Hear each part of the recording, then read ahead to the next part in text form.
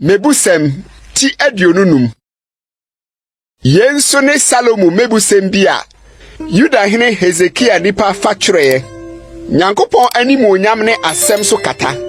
Na ahemfo animu onyam ne asem mu hwehwe.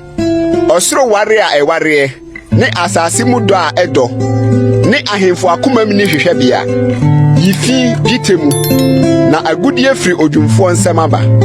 Yi obonefo firi ohenanim. Na hinwa betimtini mu. Nsehya wo ho ohenanim. Na nkogina nipa akese agina bia. Na eyese wo ka kire wo se brasoro ha. Sine se wo bebre wase obrempon a wani ehunu no anim. Mfiri hatuhatu nkoko. Na ebewie akire yi no wo beye den. Se wo yonko de wato ani wuo mu. Asem a woni wo yonko wo no. Woni nunni na nyi obi ahuntasem adi. Na de obetie no anidi watem. Na wonso pa anka ho. Asemu a woka efata tise sika aduaba wodwete kyerɛnkyɛmu.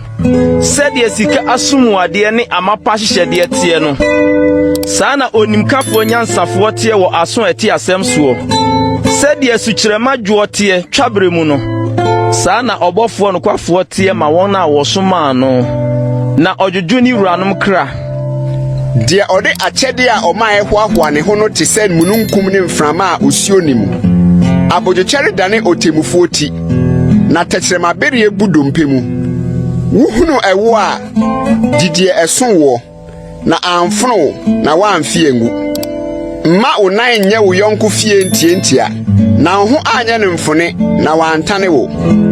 Asaba ne nkrante ne agyan namnam. Ni onipa odi ne yonko ho adanse kurumu.